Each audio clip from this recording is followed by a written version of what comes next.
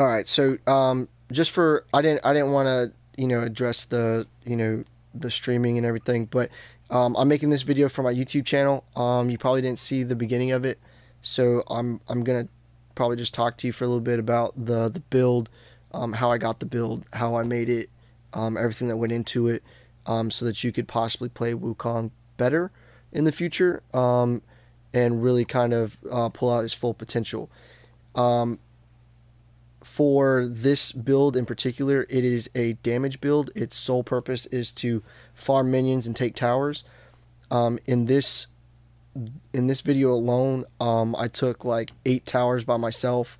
I took Prime by myself. I took Raptors by myself, and I did it in pretty record fashion. I got 60 CP in the 30 minute mark. I'm used to getting it in 28 minutes when I'm playing in the jungle, but the only place I could play this character was obviously off lane. Um, and it wasn't against chumps either. They were medium gold, and some platinum people as well. So with that being said, if you're used to doing optimizing for your build, it's really easy to just break it down: 23 CP in power, 13 CP in attack speed, 19 CP in crit. It winds up equaling out to 138 power, 76% crit, 100% crit bonus, and 71.5 attack speed. Not to include like the lifesteal stats and the penetration stats that were built passively.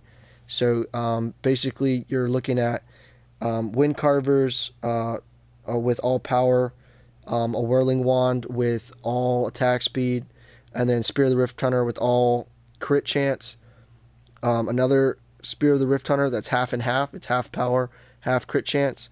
And then a Blade of Agora for your crit bonus, and an Assassin's Ward for your lifesteal. It works. It's fairly easy to build. The cards aren't like super crazy. For the early game though, I do recommend building attack speed and power really early with like 1 point upgrade cards in them. So like a Wind Carver Blade with all 1 points, a Whirling Wand with all 1 points, and doing that until you get to about 37 CP, and then you trade out all your early game cards for your late game crit. So for the most part, you're building crit chance late, attack speed, and power early, because it's super. The kit really loves it, for the most part.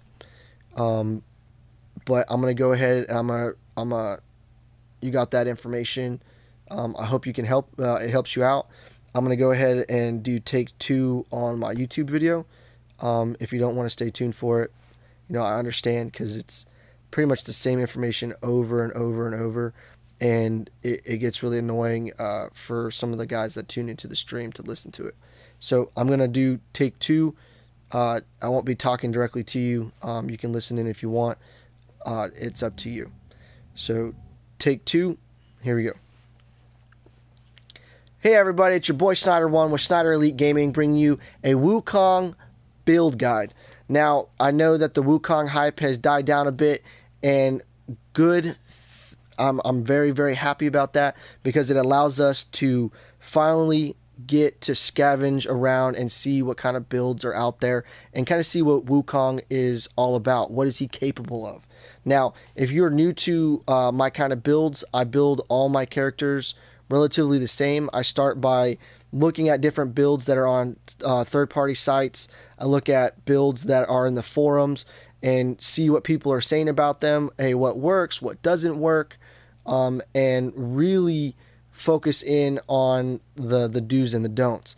Then I go onto the third-party sites and I look at how many towers are people taking, how many minions are people killing, how many deaths are people having, what's the win percentage, stuff like that, and trying to see what I can associate with builds and what I can associate with player errors by looking at replays, looking at all kinds of things. So after I look at that stuff, like the user-based error builds, then I go into crunching the numbers. I do the scientific method. I break down all the math per stat, per the kit, and really see what the character's theoretical potential is. And I do this now, instead of by hand, I do it by using Google Sheets, or my Excel document that I got from my buddy, that optimizes all the stats via CP for me, so I don't gotta dive too much into all the math. It kind of breaks it all down for me. So with that being said, the CP for this build is 23 CP of power, 13 CP of attack speed, and 19 CP of crit.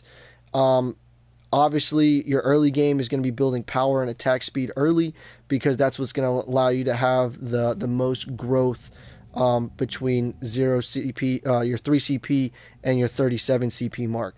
At 37 CP, you want to make that transition to your crit build. Now, when you use those numbers, all you got to do is look at your upgrade, your one upgrade card, and see what the ratio is, the 1 CP to the stat value. And then you build all the CP in the right cards, and the moment you hit all those wickets, however you optimized it, you can start building utility, lifesteal, whatever you really want after that. Now, this build is very, very simple. It uses cards that you fairly starter decks mostly have, just because I find that it's easier to cater to um, the newer the newer guys in the game with those kind of builds. But obviously, you can optimize those CP points the way that you want to. Um, I used 2 Spear of the Rift Hunters, 1 Blade of Agora, 1 Whirling Wand, a Assassin's Ward, and a Blade of Agora. I will be going over each individual card. I will also post each individual card at the end of the video, as well as the tower minion count and overall KDA of this match that you're currently watching. I believe that Wukong is a speed pusher. He is all about split pushing and taking objectives, and he does it in such a fashion that is just remarkable. He could just take everything.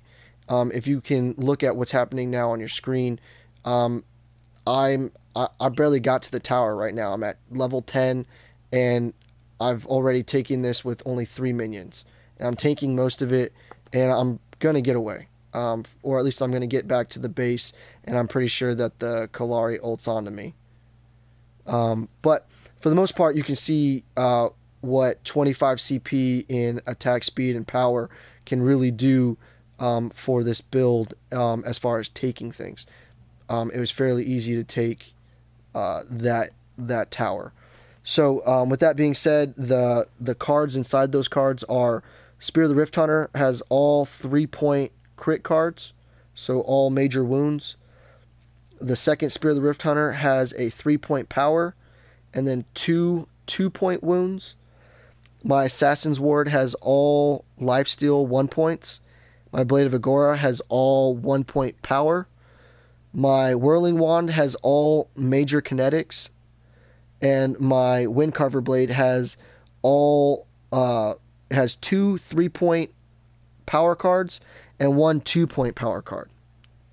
That'll equal out to 138 power, 76% crit, 100% critical damage bonus, and 71.5 attack speed. It also will have 10 lifesteal, and it will have relatively 4 penetration. Penetration does have a positive relationship with this character, but I feel that you do so much damage already that pin is kind of a waste on the character. Now, my early game items are 1 Whirling Wand with all 1 points in it, and I put all 1-point power, and then a Windcarver Blade that has all 1-point power as well. And then I start building into the main build, whether it be my Whirling Wand or my Windcarver Blade. Whatever is attack speed and power for the first 37 CP. Then I start building into crit. I decided to transition a little bit earlier in this game, just because I had modified the build to test something out, and it didn't work as well as the build that I'm describing, but it still worked. So you can see the damage output. Lastly, I wanted to talk about Wukong as a hero. Wukong is not a tank. He is not a fighter. So if you're building tank stats like armor and whatnot on him, you're really fighting the kind of player that he is. You're fighting what it means to be Wukong. If you are those guys that really feel like that's how you have to play him, you know, I'm this build's not really going to cater to you, and I'm sorry for that. But because he is a melee carry, I highly recommend you putting him in the jungle so that he has the ability to roam freely and farm freely, so that he can get ahead fairly quickly. If you are one of those offlaner guys, I am going to recommend you guys grabbing his defensive offensive switch, and then grabbing his cloud walk first, because your cloud walk is what's going to keep you alive in the off lane 9 times out of 10. But because he is a niche character and he is a niche jungler, don't pick him into a revenant root or a revenant stun, because you're really going to pay dearly with your life, because you are a squishy melee carry. That's really all I got for you guys today on this build. I am going to post the tower kills, the minion kills, as well as my KDA in this match, just so you can see how effective the build is. If you have any questions, leave them down in the comment section. If you like the build, try it out. Comment, let me know, and I want to hear those wonder stories, how it helped you, how great it was. If you didn't like the build and you modified it and you made it better, let me know. I want to try those out too, because there's no right way to build a character, but there is a way to structure your guys' characters in a way to bring it about the desired outcome. So with that being said, that's all I got for you. Hit that like button, hit that subscribe. You guys have a blessed day. Peace.